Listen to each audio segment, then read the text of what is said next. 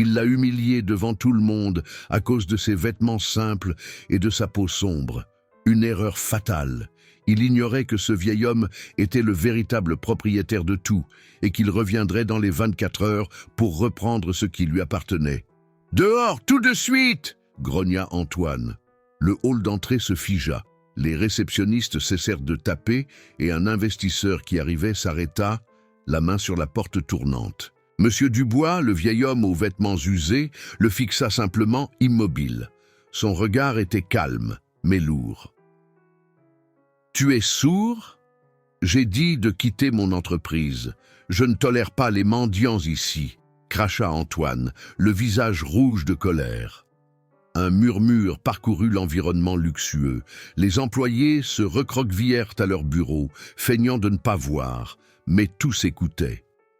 Antoine fit un pas en avant, la poitrine bombée dans son costume de marque. Il désigna la porte vitrée, la montre en or brillant à son poignet. « Ta présence contamine mon environnement de succès. Je ne le répéterai pas. » Le silence était total. Le seul son était celui de la fontaine d'eau minimaliste au centre du hall. Monsieur Dubois ne bougea pas un muscle. Il observait le jeune entrepreneur comme un géologue analyse une roche sur le point de se fissurer. Le manque de réaction du vieil homme exaspéra Antoine encore davantage. Il se sentit défié, manqué de respect.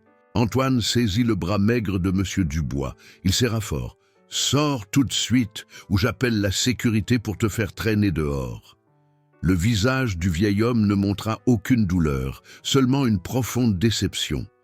Comment le jeune homme qui l'avait aidé à s'élever était-il devenu ce monstre? Cette histoire est un puissant rappel que la véritable autorité ne crie pas. Pour ne pas manquer la conclusion choquante de cette vengeance, abonnez-vous maintenant et activez la cloche. Vous ne le regretterez pas. Le bruit de la porte vitrée se refermant avec un clic sec résonna dans l'esprit de Monsieur Dubois. Ce n'était pas le son du présent, mais celui d'une porte de garage s'ouvrant, 7 ans auparavant. L'odeur de poussière et de café bon marché envahit sa mémoire, le transportant dans un petit entrepôt mal éclairé. Là se trouvait Antoine, non pas le tyran en costume cher, mais un jeune homme de 21 ans, les yeux brillants d'ambition et un t-shirt usé. Il gesticulait avec passion devant un tableau blanc taché, expliquant des algorithmes complexes à un Dubois tout aussi déguisé, vêtu d'une simple combinaison de concierge. « Nous allons changer le monde, monsieur », dit le jeune Antoine, la voix pleine d'une sincérité qui semblait impossible à feindre. « Nous allons connecter les gens, créer des opportunités. Il ne s'agit pas d'argent, il s'agit de l'impact. » Dubois, utilisant le pseudonyme d'investisseur providentiel anonyme, y vit une étincelle rare, une vision pure. Ce jour-là, il décida de parier sur ce garçon. Il signa le chèque qui donna vie à Nexus Tech. L'odeur du café se transforma en parfum coûteux. Le souvenir sauta 3 ans plus tard. Dubois était assis dans un café sophistiqué de l'autre côté de la rue du siège déjà imposant de Nexus Tech. Il n'était pas là par hasard. Le docteur Leclerc, son avocat et bras droit, s'assit en face de lui, l'expression préoccupée. « Il change, Dubois », dit Leclerc à voix basse. « Des rapports d'arrogance, des licenciements pour des raisons futiles. Il appelle les employés des ressources jetables. » Antoine, qui passait devant la fenêtre du café à ce moment précis, ne les vit pas. Il marchait vite, parlant au téléphone, le visage masqué par l'impatience. Il bouscula brusquement un piéton qui se trouvait sur son chemin, sans même regarder en arrière. Ce geste petit et cruel fut la première fissure dans la statue que Dubois avait contribué à construire. La déception était une pierre froide dans son estomac. La pierre devint une montagne. Le dernier souvenir datait d'1 semaine. Dubois était dans sa bibliothèque, lisant un rapport détaillé de Leclerc. Le document énumérait une série d'actions contraires à l'éthique. Appropriation d'idées d'employés juniors, harcèlement moral voilé, création d'une culture de la peur. « Il a oublié d'où il venait », murmura Dubois au silence de la pièce. « Il a oublié pourquoi il a commencé. » C'est là que la décision fut prise. Il devait voir de ses propres yeux. Il devait donner à Antoine une dernière chance de prouver que le jeune rêveur de l'entrepôt vivait encore quelque part à l'intérieur de ce monstre corporatif.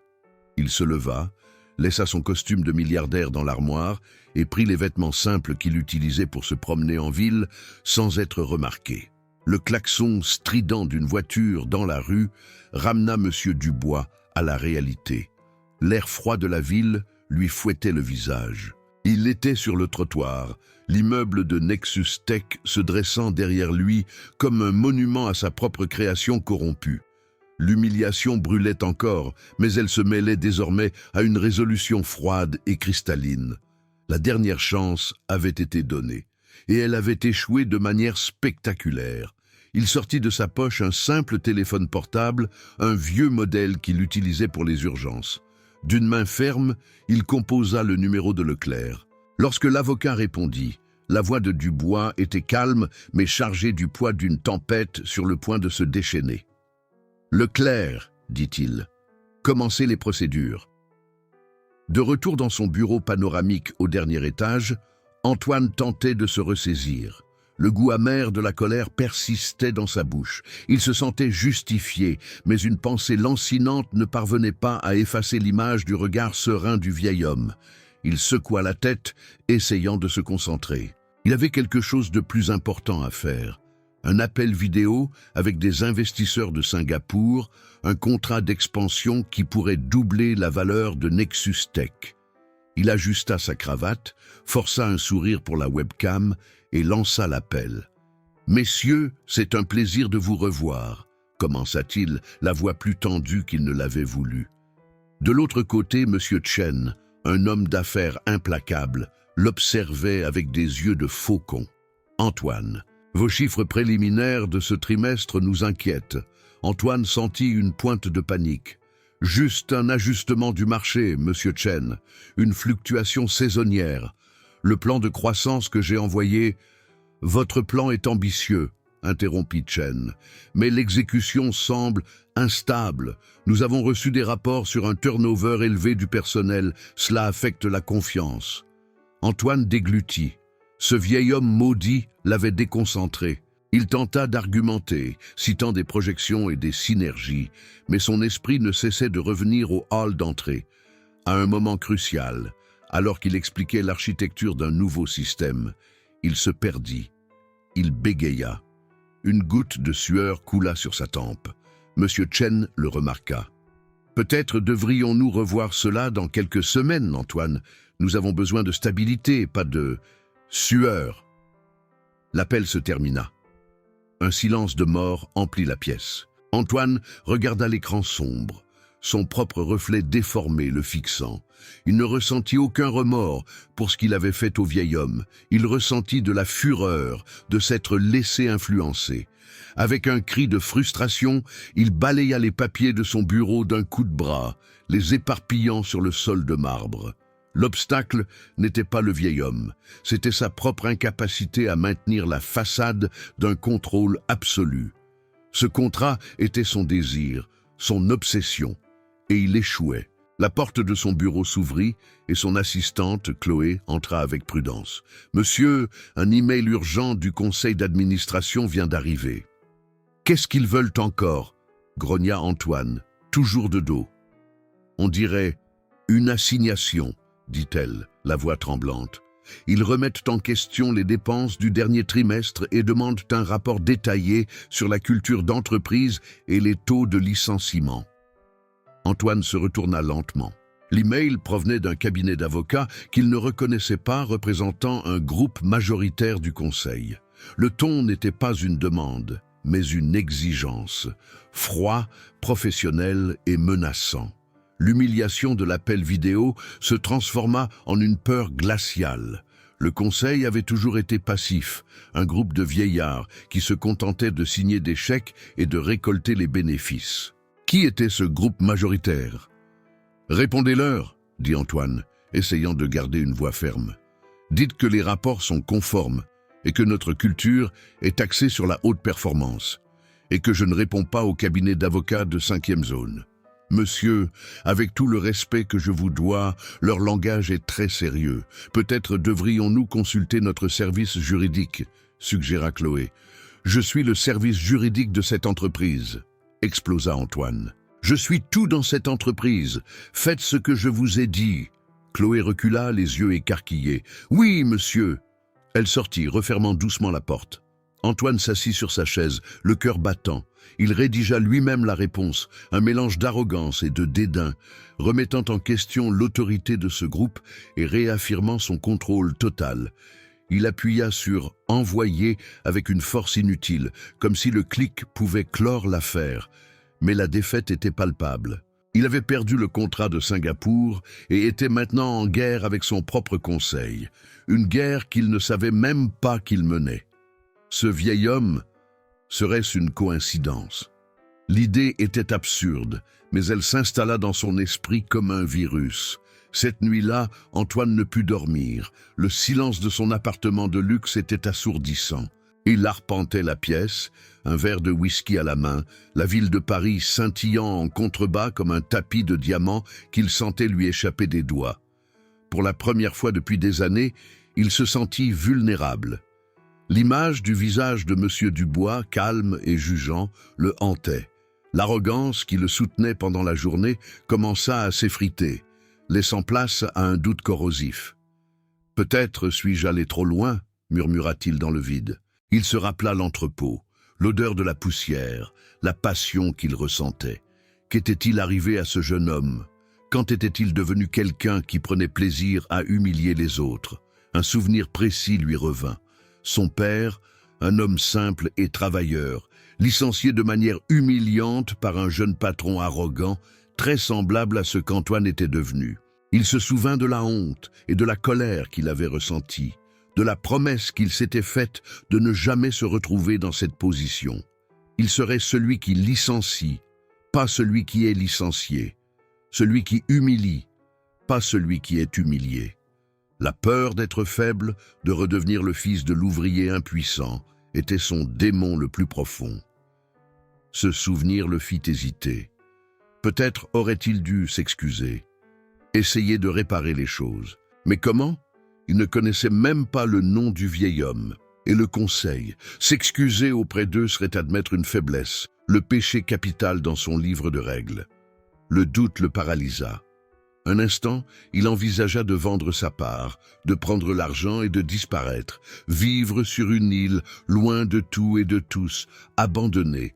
Mais alors, l'image de son père se superposa à celle de M. Dubois, la faiblesse de l'un, la sérénité provocante de l'autre. L'hésitation se transforma à nouveau en colère, une colère contre lui-même, d'avoir douté. « Non !» dit-il à voix haute, le son résonnant dans l'appartement vide. « Je n'ai pas construit tout cela pour laisser un vieil homme et une bande de bureaucrates me l'enlever. Il ne reculerait pas, il se battrait, il doublerait la mise, il trouverait qui était derrière l'attaque du Conseil et le détruirait. Il écraserait quiconque se mettrait sur son chemin, à commencer par le matin. La décision était prise. Le doute fut expulsé, remplacé par une détermination froide et brutale. Il n'était plus le jeune rêveur. Il était un roi défendant son château, et il n'y aurait aucune pitié pour les envahisseurs. Le lendemain matin, une tension palpable flottait dans l'air de Nexus Tech. Antoine convoqua une réunion générale, avec tous les employés dans l'auditorium principal. Il monta sur scène, le visage masqué par une confiance forcée, mais ses yeux trahissaient une nuit blanche. Le silence était pesant. « Bonjour équipe », commença-t-il, la voix résonnant dans les haut-parleurs. « Je veux parler d'excellence, de l'image que nous projetons. Nexus Tech n'est pas seulement une entreprise, c'est une marque de vainqueurs. Et les vainqueurs ne se mêlent pas aux distractions. » Il fit une pause, regardant l'auditoire. « Hier, nous avons eu un incident à notre réception. Un individu, inapproprié, a tenté de perturber notre environnement. Certains d'entre vous ont peut-être été mal à l'aise. » Il esquissa un sourire qui n'atteignit pas ses yeux. « Je veux que vous compreniez. Ma réaction n'a pas été un excès. C'était une norme. Nous sommes un club exclusif. Notre porte d'entrée est un filtre. Nous ne tolérons pas la médiocrité ni dans la compétence, ni dans l'apparence. Cet homme représentait l'échec, le désordre, et je l'ai retiré, tout comme je retirerais toute pièce qui ne s'intégrerait pas à notre machine à succès. Chloé, assise au milieu de la foule, sentit un frisson. Il ne s'excusait pas, il se vantait. Il utilisait l'humiliation publique d'un vieil homme comme une leçon de gestion. Elle regarda autour d'elle. Certains employés, les plus jeunes et les plus ambitieux, hochèrent la tête absorbant le message toxique. D'autres, les plus âgés, regardaient le sol, les visages impassibles, mais les poings serrés. L'auditoire était passif, intimidé. Antoine sentit le pouvoir revenir. Il était à nouveau en contrôle. Souvenez-vous de cela lorsque vous retournerez à vos bureaux. Demandez-vous, ai-je l'air d'un vainqueur? Agis-je comme tel? Parce que si la réponse est non, peut-être que la porte de Nexus Tech n'est pas non plus pour vous. La leçon d'Antoine ne fut pas suffisante. La réponse provocatrice qu'il envoya au conseil fut accueillie par un silence glacial, ce qui le rendit encore plus paranoïaque. Il avait besoin d'un bouc émissaire, d'une cible pour sa fureur. Et il décida que ce serait le vieil homme lui-même. Il appela son chef de la sécurité, un ancien policier truculent nommé Morel. « Je veux que tu trouves le vieil homme qui était ici hier », ordonna Antoine dans son bureau. « Utilise la reconnaissance faciale des caméras, découvre qui il est, où il vit, tout. Je veux démasquer ce vagabond. Je montrerai à tout le monde ce qui se passe quand on s'oppose à moi. » Morel, un homme qui appréciait la cruauté, sourit. « Considère ça comme fait, chef. » Antoine alla plus loin. Il convoqua une réunion avec ses managers de confiance, le cercle restreint qu'il avait promu en se basant sur une loyauté aveugle, non sur le mérite. « Il y a un climat d'insatisfaction, dit-il. Je le sens. Et je sais que ça a commencé avec cet incident. Je veux que vous identifiez les éléments faibles dans vos équipes. Les personnes qui ne sont pas alignées avec notre vision de la force. Les personnes qui murmurent dans les couloirs. » Il regarda chacun d'eux. « Et je donnerai un bonus généreux au manager qui m'apportera le nom de l'employé le plus désaligné. Nous allons faire un nettoyage. » L'humiliation, d'abord focalisée sur un seul homme, devenait maintenant une chasse aux sorcières collective. Les managers, désireux de plaire et de gagner le bonus, se regardèrent avec complicité. Le public d'employés, d'abord passif, était maintenant encouragé à devenir complice. La peur se répandit dans l'entreprise comme un incendie. Des collègues qui déjeunaient ensemble se regardaient désormais avec méfiance. L'environnement de travail, déjà toxique, devint irrespirable. Chloé n'en pouvait plus. L'image de M. Dubois maltraité et la glorification subséquente de l'acte par Antoine la dégoûtaient. Elle sentait que le silence la rendait complice. Le cœur battant, elle attendit qu'Antoine sorte pour une réunion externe et frappa à la porte de son bureau. Seul le responsable des opérations, un homme nommé Julien, qu'elle considérait comme le moins cruel du cercle restreint, était là. « Julien, je peux te parler une minute ?» commença-t-elle à voix basse. « À propos de la réunion d'aujourd'hui et de ce qui s'est passé hier. Tu ne penses pas qu'Antoine a dépassé les bornes? Cet homme était un vieil homme, il n'a rien fait. » Julien l'interrompit, regardant nerveusement la porte. « Chloé, ne t'en mêle pas. Antoine est le chef. Il sait ce qu'il fait. Mais c'est mal, insista-t-elle, la voix prenant de la force. Nous ne pouvons pas traiter les gens comme ça. Ce n'est pas du leadership, c'est de la tyrannie. Si personne ne dit rien, ça ne s'arrêtera jamais. » Pendant une seconde, elle vit une étincelle d'accord dans les yeux de Julien. Il semblait sur le point de dire quelque chose. Pendant 30 secondes, Chloé sentit qu'elle aurait pu trouver un allié. Il semblait que cela allait fonctionner. Mais alors, la porte du bureau s'ouvrit. Antoine était là, le visage un nuage d'orage. Il avait oublié des papiers. Il entendit la dernière phrase de Chloé. L'éclat dans les yeux de Julien s'éteignit instantanément, remplacé par la panique. « Qu'as-tu dit ?» demanda Antoine, la voix dangereusement calme. Chloé se figea. Julien, pour se sauver, agit rapidement. Elle me questionnait, chef, défendant le vagabond, disant que votre leadership est une tyrannie. Chloé regarda Julien, incrédule. La trahison la frappa comme un coup de poing. Antoine s'approcha lentement d'elle. Alors, nous avons une traîtresse parmi nous. L'humiliation de Chloé fut rapide et brutale. Antoine ne l'emmena pas dans une pièce privée. Il la traîna par le bras au centre de l'open space où tout le monde pouvait voir. « Attention à tous !» hurla-t-il, la voix résonnant dans tout l'étage. « Je veux que vous rencontriez Chloé. Elle croit en savoir plus que moi. Elle croit que la compassion pour les faibles est plus importante que les résultats de cette entreprise. » Il la poussa en avant. « Elle est le genre d'élément faible que j'ai mentionné ce matin. Quelqu'un qui met les sentiments au-dessus des profits. Quelqu'un qui n'appartient pas à Nexus Tech. » Chloé était paralysée par la honte. Elle pouvait sentir des dizaines d'yeux sur elle. Certains avec pitié, d'autres avec peur, et certains, les plus loyaux à Antoine, avec mépris. « Tu es virée, Chloé, » dit Antoine, savourant chaque mot. « Ramasse tes affaires. Tu as 5 minutes pour disparaître de ma vue. Et pour m'assurer que tu ne contamines personne d'autre, ton départ sera immédiat. » Il fit un signe à Morel, le chef de la sécurité, qui s'approcha avec 2 gardes. Ils la saisirent par les bras, la traitant comme une criminelle. « C'est pour que tout le monde apprenne, » continua Antoine, le ton maintenant triomphant. « La loyauté ici, c'est envers moi. Qui n'est pas avec moi est contre moi. Et mes ennemis, je les écrase. » Alors qu'elle était traînée vers l'ascenseur, passant devant les bureaux de ses anciens collègues, personne n'osa la regarder dans les yeux. Le public, d'abord passif, l'ignorait maintenant complètement, l'abandonnant à son destin. Les portes de l'ascenseur se refermèrent, la laissant dans un silence assourdissant, brisé seulement par ses propres sanglots. À l'étage qu'elle avait laissé derrière elle, Antoine était au centre du bureau, victorieux. Il regarda l'équipe terrorisée et dit, avec un sourire satisfait, les mots qui scelleraient son destin. Retour au travail. Le rapport arriva sur la tablette de M. Dubois comme un coup de poing silencieux. Il était dans sa bibliothèque privée, un sanctuaire d'acajou et de cuir avec vue sur l'immensité grise de Paris.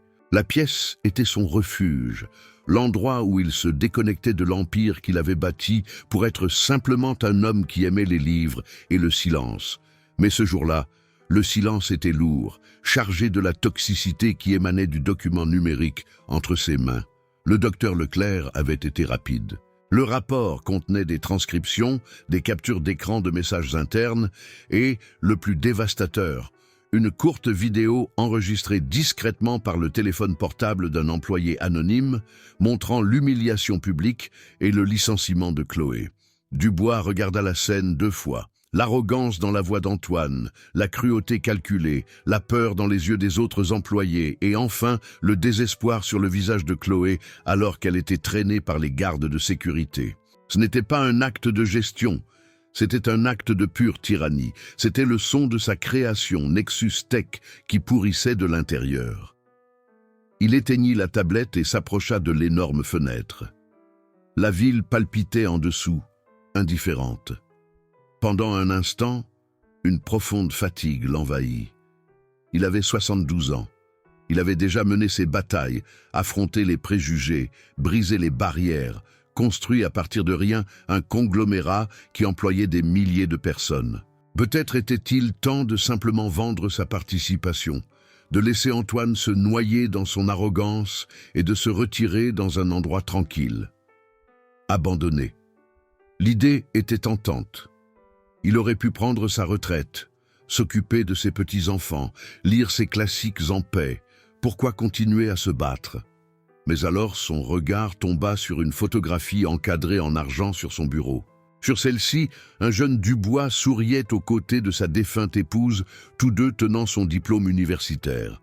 Il se rappela les portes qui lui furent fermées à cause de la couleur de sa peau, les noms qu'il reçut, l'humiliation silencieuse qu'il dut avaler pour survivre, pour un jour gagner.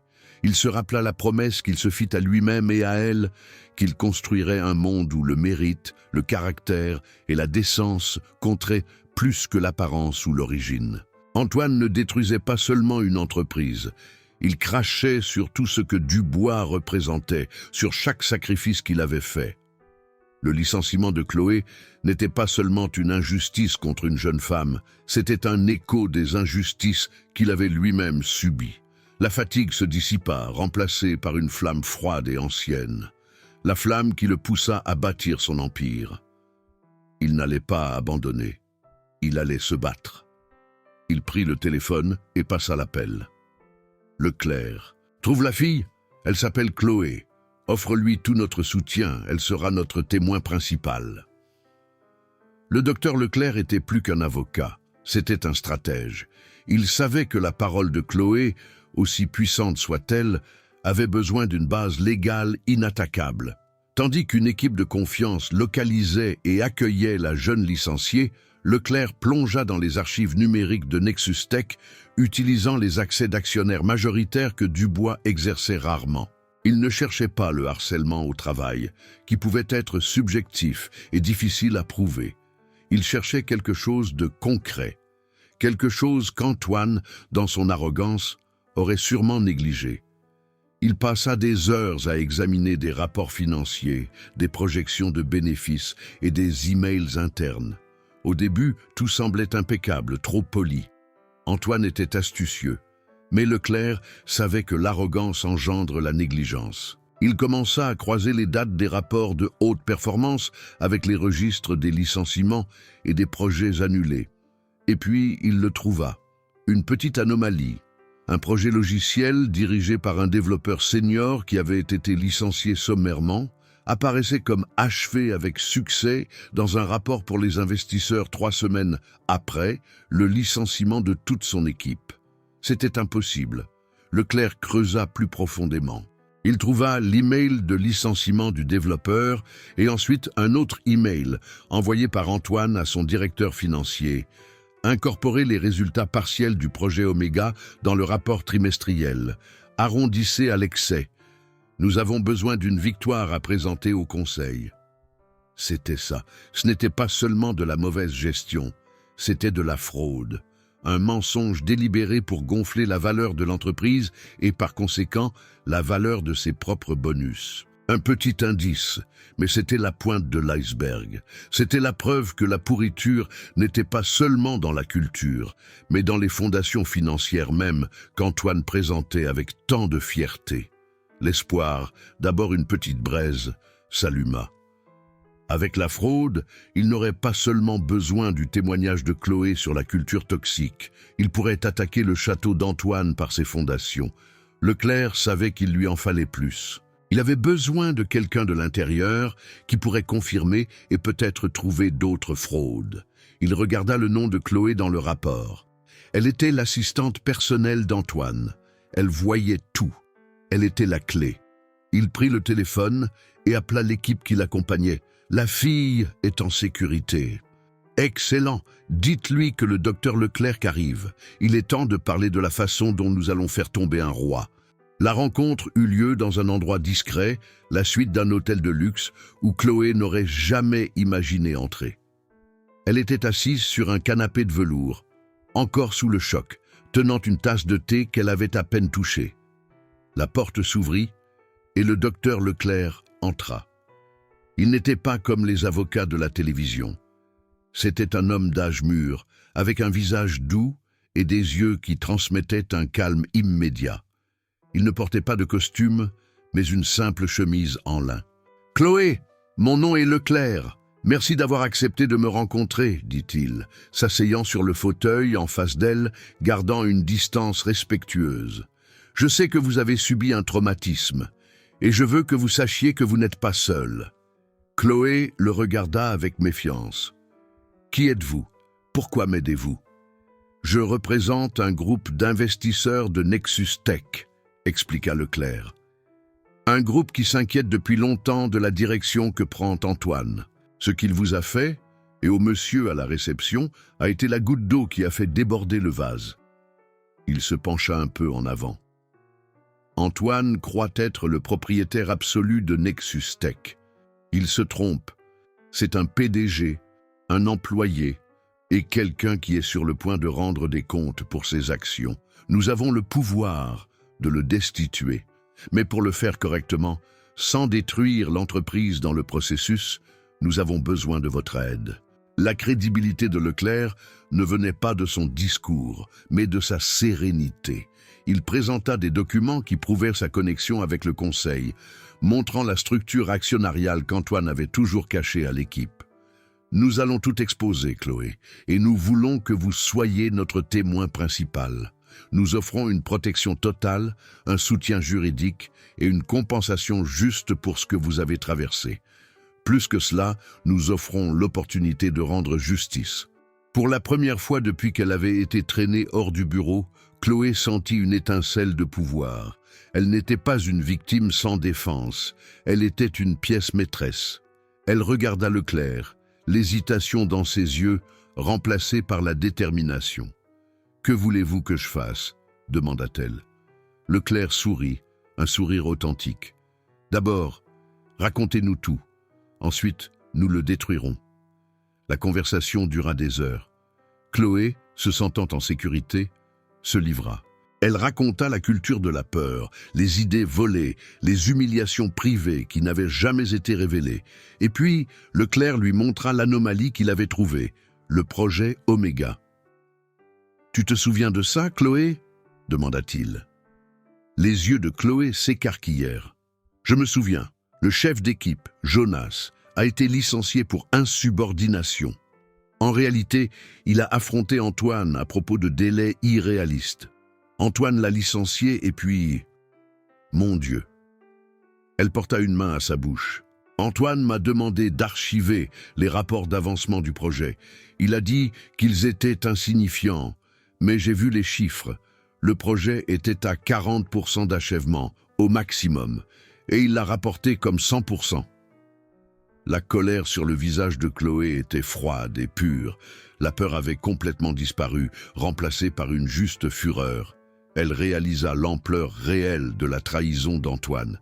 Ce n'était pas seulement un tyran, c'était un escroc.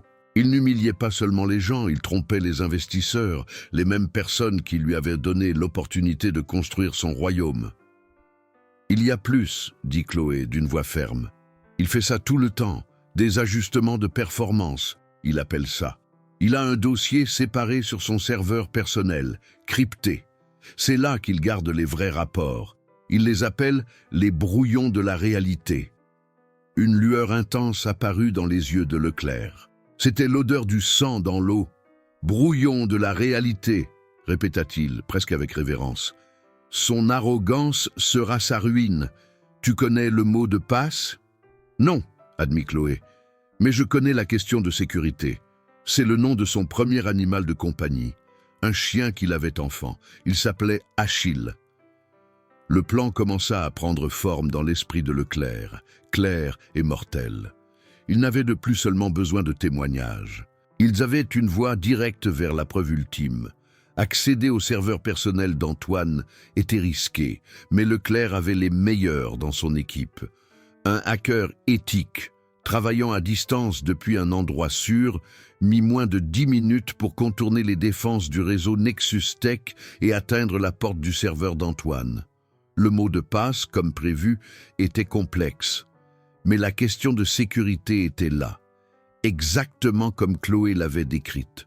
Nom de ton premier animal de compagnie, le hacker tapa Achille, accès accordé. Le dossier brouillon de la réalité était là. À l'intérieur, un trésor de fraude, des rapports de bénéfices gonflés, des chiffres d'utilisateurs manipulés, des projets échoués listés comme des succès retentissants. C'était un journal complet de la double vie de Nexus Tech. La preuve était irréfutable, un chaos. Leclerc et Chloé, observant tout sur un écran dans la suite de l'hôtel, se regardèrent. C'était le moment Eureka. Ils avaient tout. « Quand et où ?» demanda Chloé, la voix presque un murmure. Leclerc sourit. « Antoine a convoqué une réunion avec tous les actionnaires pour la semaine prochaine. Il veut annoncer l'acquisition réussie d'une plus petite start-up, en utilisant les bénéfices frauduleux comme preuve de force. Ce sera la scène parfaite. » Il regarda l'écran, où les fichiers étaient décopiés sur un lecteur sécurisé. Il entrera dans cette réunion en s'attendant à des applaudissements. Au lieu de cela, il trouvera son jugement. Le piège était tendu. La semaine passa dans un tourbillon de préparatifs. Leclerc prépara une présentation dévastatrice. Chloé enregistra un témoignage vidéo calme et détaillé à utiliser au cas où elle se sentirait trop intimidée pour parler en direct. Tout était prêt. La veille de la réunion, cependant, le plan faillit s'effondrer.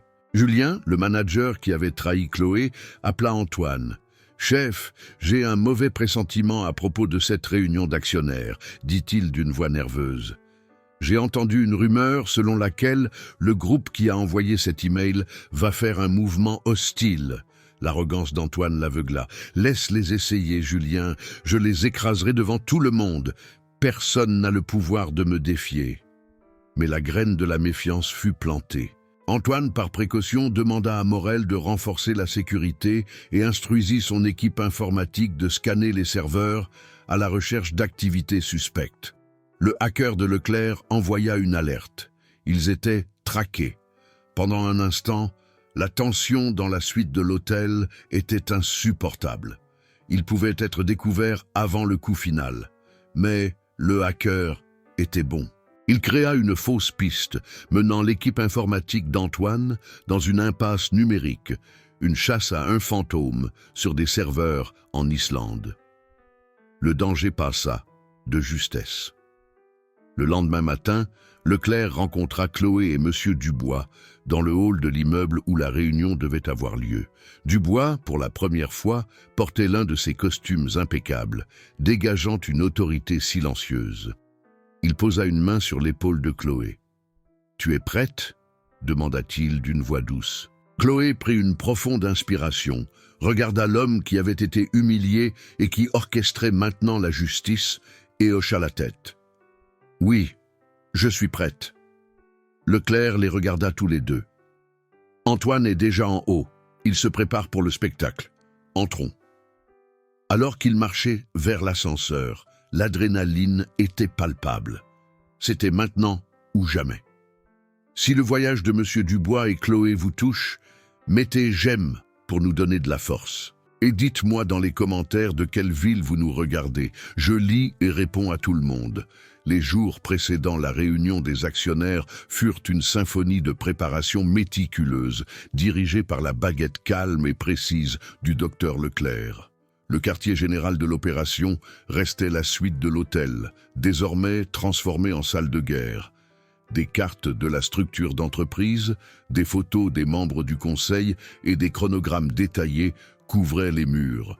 Monsieur Dubois, le docteur Leclerc et Chloé travaillaient en parfaite harmonie, chacun rassemblant une pièce du piège. La tâche de Dubois était la plus délicate.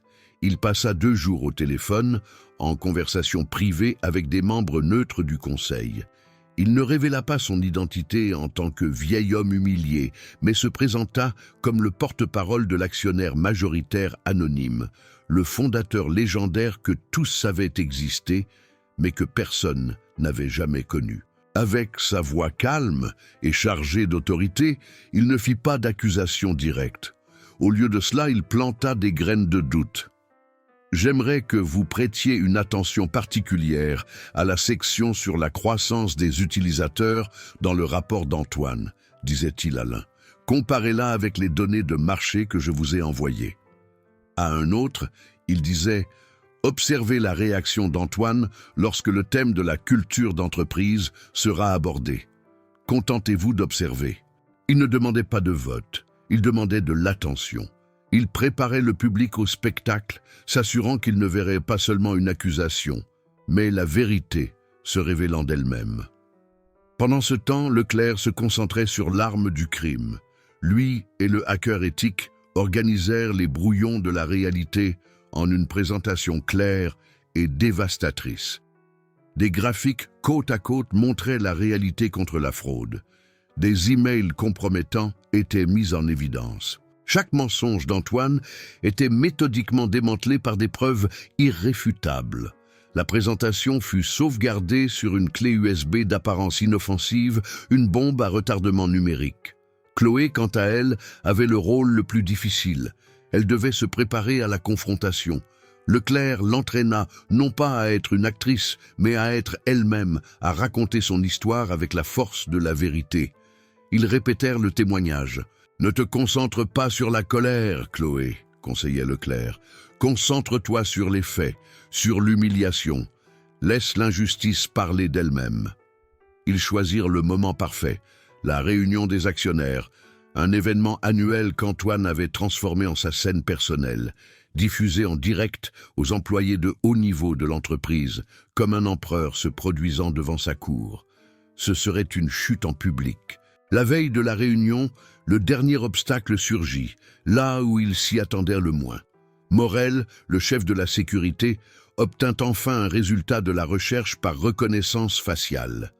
L'image de M. Dubois à l'entrée de Nexus Tech fut croisée avec une base de données de personnalité publique. Le résultat apparut sur l'écran de Morel. Jean Dubois, fondateur et actionnaire majoritaire du groupe Dubois. Morel sentit le sol s'effondrer sous ses pieds. L'homme que lui et son chef avaient humilié et expulsé était, en substance, le propriétaire de tout. Pris de panique, il appela Antoine. « Chef, nous avons un problème gigantesque. » Antoine, qui essayait son costume pour la réunion du lendemain, répondit avec impatience. « Qu'y a-t-il maintenant, Morel? Le vieil homme, le mendiant. Je sais qui il est. » Morel déglutit. « C'est Jean Dubois. » Il y eut un silence de mort à l'autre bout du fil. Pendant un long moment, Antoine ne dit rien. L'univers entier sembla s'être arrêté. L'arrogance, la confiance, tout s'effondra en un instant, remplacé par une terreur pure et glaciale. « C'est impossible, » balbutia Antoine. « C'est une erreur. »« Ce n'est pas le cas, chef. La biométrie ne ment pas. C'est lui. » Antoine raccrocha le téléphone, les mains tremblantes. Il regarda son reflet dans le miroir. Le costume coûteux, la montre de luxe, tout semblait une fantaisie ridicule. C'était fini. Sa première réaction fut de fuir, annuler la réunion, vider ses comptes et disparaître. Mais où? La portée de Jean Dubois était mondiale. Il n'y avait nulle part où se cacher. La deuxième réaction fut d'essayer de réparer les choses, appeler, supplier, s'humilier. Mais il savait qu'il était trop tard. La cruauté qu'il avait démontrée n'avait pas de pardon. Puis, la troisième réaction, née du désespoir, le submergea. Il ne pouvait pas gagner, mais peut-être pourrait-il tout détruire avec lui. Il appela son équipe informatique. « Je veux que vous effaciez les serveurs. Tous, maintenant. Dites que c'était une attaque de hackers. » Mais il était trop tard. Leclerc, prévoyant un mouvement désespéré, avait déjà instruit son hacker d'isoler les fichiers originaux et de créer un miroir des serveurs. L'équipe d'Antoine essayait d'effacer les copies. La preuve réelle était déjà en sécurité, dans la poche de Leclerc. Le lendemain matin, Antoine entra dans la salle de réunion comme un fantôme, pâle, les yeux cernés. Il savait qu'il se dirigeait vers son exécution. De l'autre côté de la ville, Dubois, Leclerc et Chloé montaient en voiture. « Il sait, » dit Leclerc, qui avait été alerté de la découverte de Morel. « Cela change-t-il quelque chose ?» demanda Chloé, nerveuse. Dubois, assis à côté d'elle, répondit avec un calme qui semblait venir du centre de la terre. « Non, cela rend juste sa chute plus consciente, et peut-être plus méritée. » Ils se dirigèrent vers l'affrontement final. Si le voyage de M. Dubois et Chloé vous touche, mettez « j'aime » pour nous donner de la force. Et dites-moi dans les commentaires de quelle ville vous nous regardez. Je lis et réponds à tout le monde. Antoine monta sur l'estrade. La salle de réunion était pleine, les visages des actionnaires et des membres du conseil le fixaient.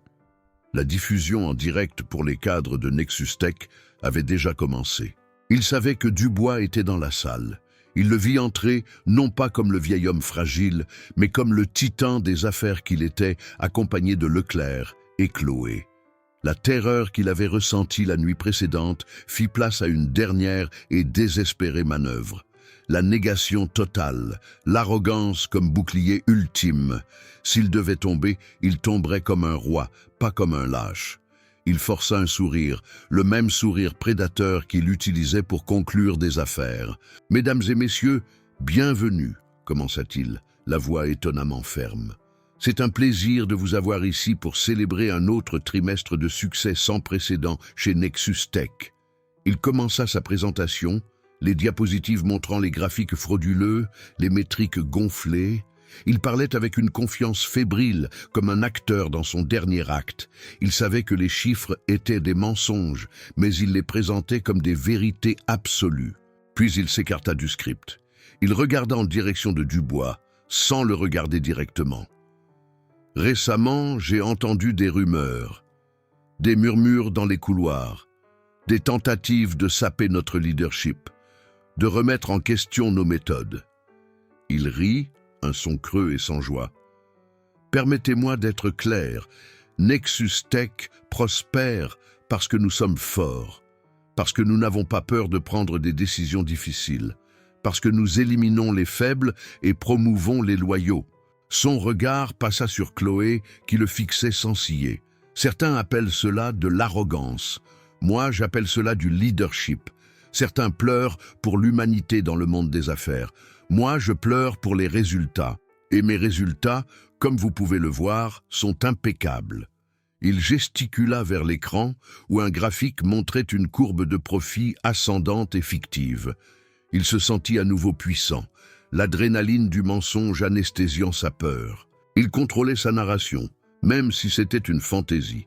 Il décida de conclure par une phrase qui, dans son esprit, était un défi final, une démonstration de pouvoir suprême. Il regarda l'auditoire, le menton haut. « Vous pouvez remettre en question mes méthodes, mais vous ne pouvez pas remettre en question mon succès. Au final, les chiffres ne mentent pas. Cette entreprise, son succès, ses profits. Cette entreprise, c'est moi. » Le silence qui suivit la déclaration d'Antoine fut rompu par la voix calme du docteur Leclerc. « Une présentation impressionnante, monsieur Antoine, surtout la dernière phrase. Les chiffres ne mentent pas. Je suis entièrement d'accord. » Leclerc se leva, tenant la petite clé USB. « C'est pourquoi je voudrais vous présenter quelques autres chiffres. Les chiffres de la réalité. » Avant qu'Antoine ne puisse protester, Leclerc connecta la clé USB au système.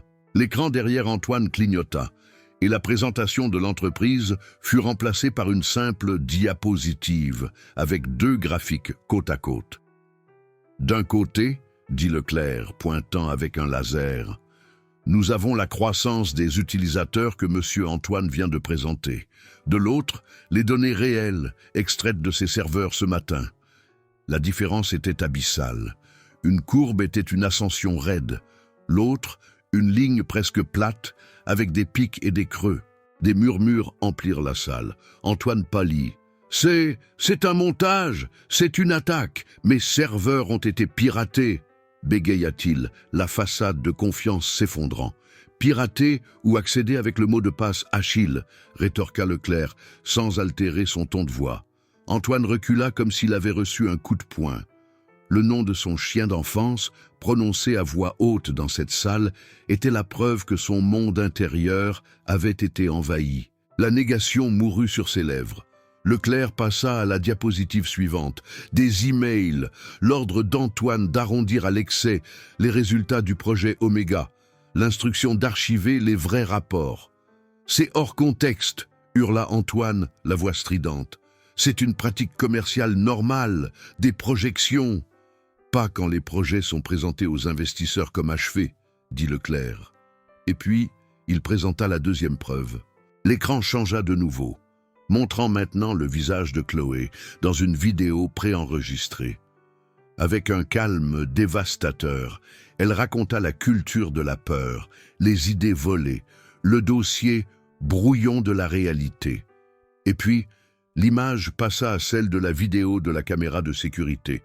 Toute la salle observa en silence la scène d'Antoine grognant, saisissant le bras d'un vieil homme et l'expulsant. L'humiliation était explicite, indéniable. Et puis, la caméra de la vidéo zooma sur le visage du vieil homme. L'image se figea. Leclerc laissa le silence se prolonger un instant. Beaucoup d'entre vous dans cette salle se sont demandé pendant des années où se trouvait le fondateur de ce conglomérat. Un homme qui apprécie la discrétion, mais surtout le caractère.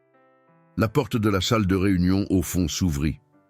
Et M. Dubois, qui était sorti discrètement, rentra, marchant lentement le long du couloir central. Antoine se retourna. Son regard rencontra celui de l'homme qu'il avait appelé mendiant. La reconnaissance et la terreur absolue s'emparèrent de son visage. Les fissures dans son armure n'étaient plus des fissures. C'était un cratère. Il était nu, exposé, et le jugement venait de commencer. Le silence dans la salle de réunion était différent de tout silence qu'Antoine avait jamais connu. Ce n'était pas un silence de respect ou d'attention. C'était un silence lourd, dense, le son collectif de dizaines d'esprits traitant une révélation sismique. L'homme qu'il connaissait comme une légende recluse, l'architecte de fortune, était le même homme que son protégé avait humilié publiquement. Le choc initial fit place à un murmure étouffé qui commença dans les coins de la salle et se répandit comme un incendie dans une prairie sèche. « C'est lui, Jean Dubois », murmura un membre du conseil, le visage pâle. « Mon Dieu, qu'a-t-il fait ?» dit une autre, regardant d'Antoine à Dubois, l'horreur imprimée sur son visage. Les alliés les plus proches d'Antoine, les cadres qu'il avait promus et qui riaient de ses blagues cruelles, se retirèrent maintenant sur leurs chaises. Ils évitaient son regard, leur visage un mélange de peur et d'autoprotection. La loyauté qu'Antoine prônait tant, construite sur la peur et l'opportunisme, s'évapora en un instant. L'un de ses directeurs les plus loyaux, un homme qui devait toute sa carrière à Antoine, poussa discrètement sa chaise en arrière, créant une distance physique, comme si le malheur d'Antoine était contagieux.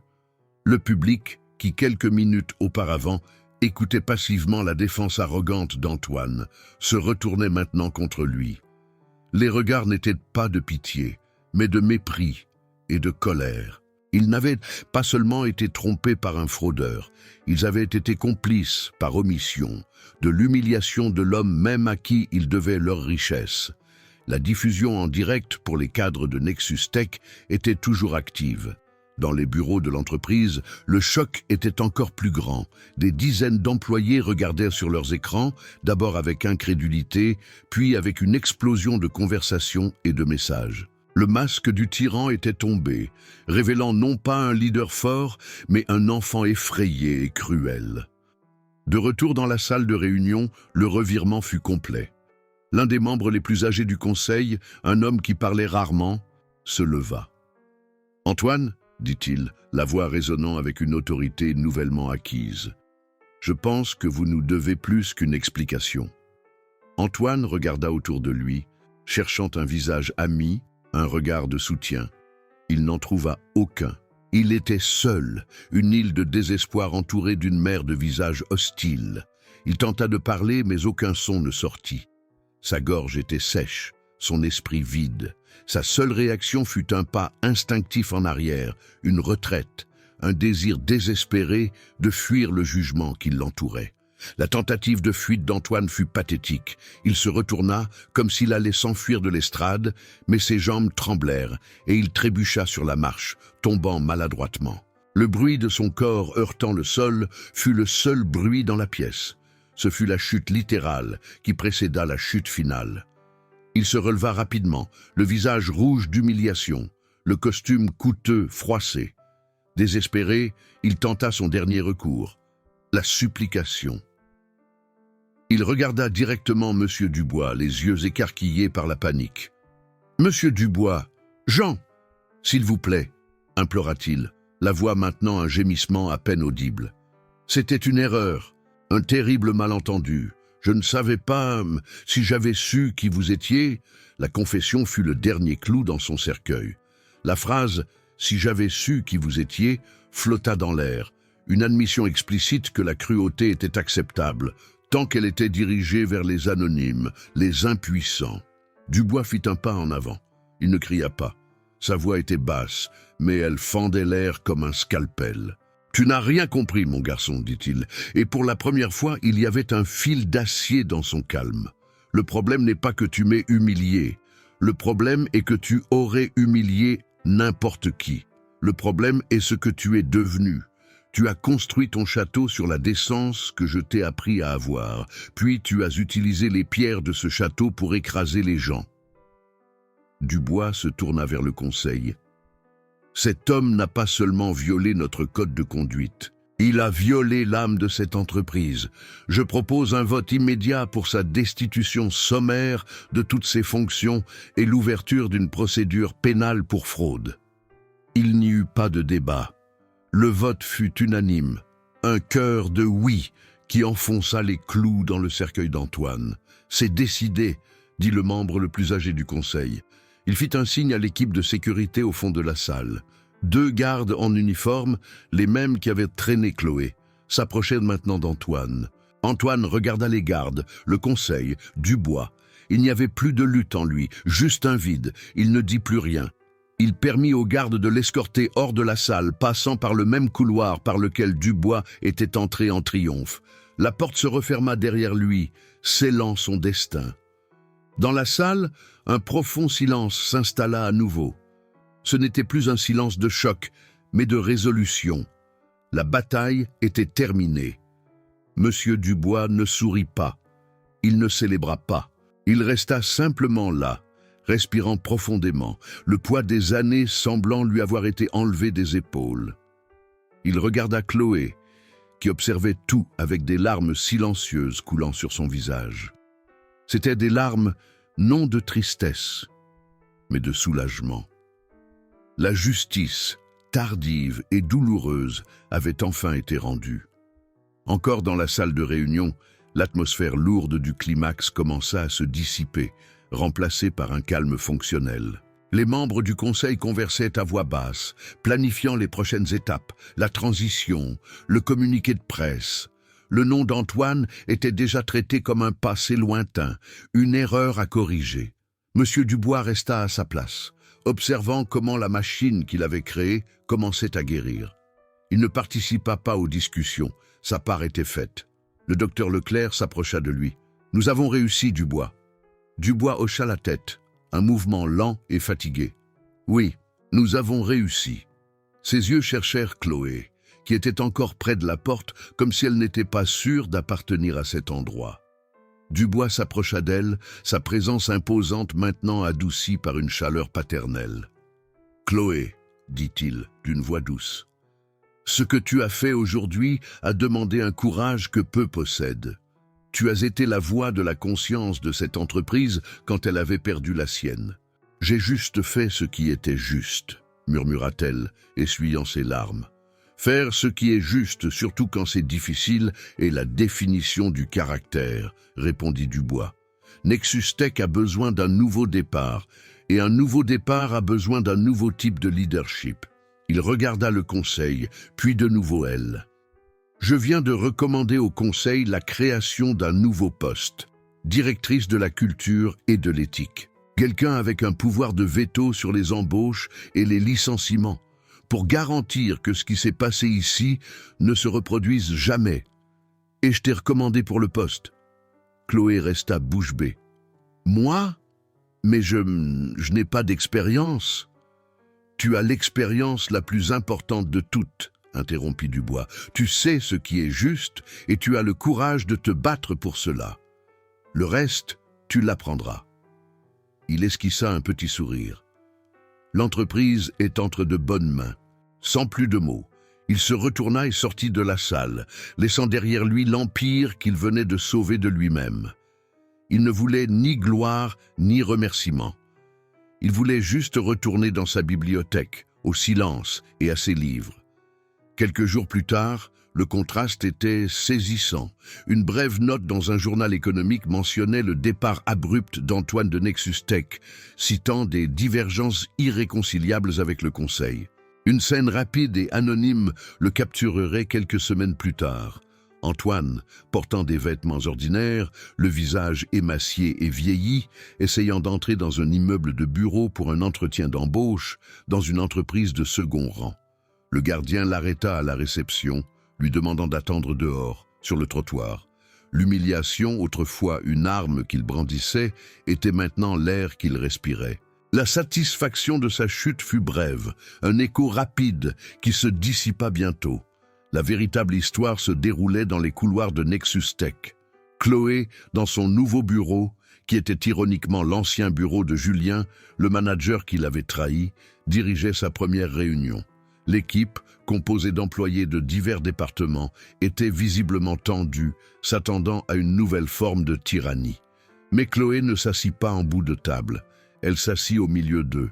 Elle ne dicta pas d'ordre, elle posa des questions. « Que pouvons-nous faire pour que cet endroit soit un lieu où vous voulez travailler ?» demanda-t-elle. « Quelles sont les idées que vous avez eues et qui ont été ignorées ?» Au début, il y eut un silence. Mais ensuite, un jeune développeur, le même qui avait enregistré la vidéo du licenciement de Chloé, parla hésitamment d'un projet personnel qui pourrait améliorer l'efficacité de l'entreprise. Antoine aurait volé l'idée ou l'aurait rejetée. Chloé écouta attentivement, prit des notes et à la fin dit « Excellent. Montez une équipe, vous avez le budget. Présentez-moi un prototype dans 1 mois. » Le changement d'atmosphère fut immédiat. La tension fit place à une énergie prudente, mais pleine d'espoir. Elle ne changeait pas seulement les règles, elle changeait le jeu. Elle remplaçait la peur par la confiance, la compétition par la collaboration. La nouvelle vie de l'entreprise ne concernait pas les bénéfices gonflés, mais la valeur réelle, construite par des personnes qui se sentaient valorisées. Environ 1 mois plus tard, Chloé sortait du bâtiment à la fin d'une longue journée. Elle se sentait épuisée, mais d'une bonne manière, la fatigue de celle qui construit, pas de celle qui survit. En s'approchant de la porte tournante, elle vit une scène qui était un miroir déformé du début de tout. Un livreur de nourriture, un jeune homme à l'air fatigué, trébucha avec les paquets et laissa tomber une boîte de pizza sur le sol impeccablement propre du hall d'entrée. Le fromage et la sauce s'étalèrent sur le marbre. Le gardien de la réception, un nouvel employé, se leva immédiatement, le visage renfrogné. « Hé, regarde le désordre que tu as fait. Tu vas payer pour ça !» commença-t-il à crier. Le jeune livreur se recroquevilla, le visage rouge de honte, commençant à ramasser les tranches tombées avec ses mains.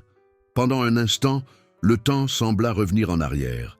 La même arrogance, la même humiliation pour une simple erreur. Mais cette fois, ce fut différent. Chloé se dirigea calmement vers la scène. « Tout va bien, dit-elle au gardien, la voix ferme, mais sans colère. Les accidents arrivent. » Elle s'accroupit ensuite à côté du livreur. « Ne t'inquiète pas pour ça. Laisse l'équipe de nettoyage s'en occuper. » Elle sortit son portefeuille. « Combien coûtait la pizza et quelle était l'adresse de livraison? Nous paierons celle-ci et en commanderons une nouvelle pour le client. » Le jeune la regarda, choqué. Le gardien recula, confus. Chloé sourit simplement au livreur, un sourire sincère de compassion. Dans ce simple acte, elle prouva que la transformation était réelle. Ce n'était pas un mémorandum d'entreprise ou une nouvelle règle. C'était une action. Elle se leva, ressentant une sorte de paix qu'elle n'avait pas ressentie depuis longtemps. La véritable victoire ne fut pas la chute d'Antoine. Ce fut la certitude qu'elle, et l'entreprise qu'elle aidait maintenant à diriger, ne permettraient plus jamais que l'histoire se répète. L'histoire de Monsieur Dubois et Antoine est un rappel brutal que le véritable pouvoir ne réside pas dans la capacité d'humilier, mais dans la force de caractère de s'élever au-dessus de l'humiliation. Dans les affaires comme dans la vie, l'arrogance est une armure de verre. Elle semble solide, mais elle se brise au premier impact avec la vérité. Antoine croyait que son autorité venait de son titre, de son costume cher et de sa capacité à inspirer la peur. Il se trompait. Son autorité était un prêt accordé par ceux qu'il méprisait, et elle fut révoquée au moment où il prouva qu'il n'en était pas digne. Monsieur Dubois, quant à lui, comprit une leçon fondamentale. Le respect ne peut être exigé, seulement gagné.